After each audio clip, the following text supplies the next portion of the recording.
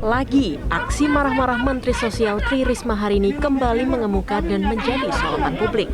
Risma kembali mengamuk saat melakukan kunjungan kerja di Lombok Timur, memantau penyaluran bantuan sosial program Keluarga Harapan dan bantuan pangan non-tunai atau BPNT. Kamu jangan fitnah aku ya. Bukan fitnah, tidak fitnah. Benar, jangan. Tenang dulu. Diam. Kamu nggak boleh ngomong, saya juga berani ngomong. Ini Lombok Timur, Bu. Kami menyatakan. Saya tahu. Kalau nggak saya niat baik saya, ngapain saya ke sini? Ributan ini dipicu saat sejumlah mahasiswa dan LSM mempertanyakan kedatangan Menteri Sosial Tri Risma hari ini yang lebih memilih menggelar acara di rumah salah satu distributor sembako bantuan pangan non-tunai. Saya tidak tahu ini supplier atau tidak. Saya menteri tidak ngurus ini. Yang ketiga, kalau Anda mau berjuangkan, silahkan data tak terima. Siap. Sekarang. Siap. Siap. Oke. Kontroversi kemarahan Risma ini bahkan sempat membuat Gubernur Gorontalo Rusli Habibie tersinggung. Perkara penyaluran bantuan sosial atau bansos selama ini memang tak lepas dari masalah. Dan itulah yang menyulut kemarahan Risma sebagai mensos. Namun, lagi-lagi pertanyaan muncul. Apakah persoalan bisa selesai dengan marah-marah? Tim Liputan, Metro TV. Menteri Sosial Tri Risma hari ini kembali mengamuk pada saat melakukan kunjungan kerja di Lombok Timur. Risma marah pada saat memantau penyaluran bantuan sosial program Keluarga Harapan dan bantuan pangan non-tunai hingga terlibat cekcok dengan salah satu mahasiswa. Dan pemirsa, apakah kemudian marah-marah Risma ini menyelesaikan masalah? Sudah bergabung bersama kami ada pakar komunikasi politik Gun-Gun Herianto. Mas Gun-Gun, selamat malam. Selamat malam, Mas Egan. Ya, salam sehat Mas Gun-Gun. Mas Gun-Gun, ini cara komunikasi Menteri Sosial Tri Risma hari ini menyelesaikan masalah atau tidak, Mas Gun-Gun?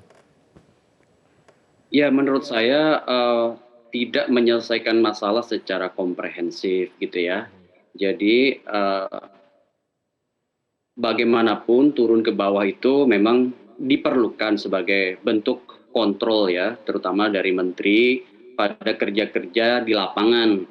Ya itu bisa aja dilakukan seperti Bu Risma ini, tetapi intensitas kemarahan dan urgensi dari kemarahan itu menurut saya perlu diperhatikan apakah tepat dan kemudian berkorelasi dengan efektivitas komunikasi untuk memperbaiki masalah.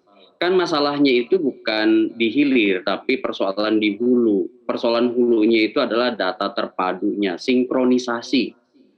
Ini yang disebut dengan manajemen data, manajemen birokrasi, sekaligus nanti akan berpengaruh pada manajemen komunikasi. Jadi tiga hal ini saling berkelindan dan marah yang sifatnya kasuistik, apalagi misalnya hanya di persoalan hilir, itu kemudian memerlukan menurut saya evaluasi apakah misalnya tepat guna dan tepat sasaran untuk kemudian menyelesaikan masalah hulunya. Yang paling penting sekarang itu sebenarnya adalah mengefektifkan rentang kendali Bu Risma atas DTKS ya kan, data terpadu kesejahteraan sosial, termasuk implementasi program Keluarga Harapan misalnya ya, yang itu basis data, basis SDM, basis itu nggak ada informasi. gunanya begitu ya Mas Gun-Gun ya? Ya, menurut saya tidak berkorelasi positif ya dan signifikan itu dengan penyelesaian masalah utamanya, gitu ya. Kalau misalnya kayak kasus Lombok Timur dan kasus Gorontalo, akhirnya kan menjadi paradoks gitu ya, dengan upaya untuk memperbaiki masalah utamanya soal data terpadu tadi begitu. Tapi ini kan karakter Bu Risma seperti ini kan sudah memang kita saksikan sejak menjadi wali kota begitu ya Mas Gun-Gun ya. Ini karakter dan pola komunikasi yang dilakukan oleh Bu Risma ini cocok tidak dilakukan oleh Menteri Sosial? Ini lebih tepatnya sebenarnya gaya komunikasi Bu Risma ya, kalau dari sisi komunikasi memang dynamic style namanya ya, to the point, berorientasi pada hasil dan ekspresif gitu, itu dynamic style. Nah, kalau ditanya apakah kemudian cocok dengan Menteri Sosial, ya memang kan setiap orang punya gaya, dan gaya itu sebagai bentuk ekspresi simbolik itu bisa kemudian punya keunikan masing-masing. Hanya masalahnya adalah Menteri Sosial di musim seperti ini kan musim pandemi yang membutuhkan yang disebut dengan sensitivitas retoris begitu ya. Artinya orang situasi hari ini tuh banyak sekali tekanan ekonomi, tekanan sosial, tekanan kesehatan, dan itu Mas Egan butuh yang disebut dengan suasana untuk mengurangi ketidakpastian dan ketidaknyamanan. Saya mengapresiasi keinginan Bu Risma misalnya mengecek seperti saldo bantuan, itu bagus sebagai rentang kontrol kendali.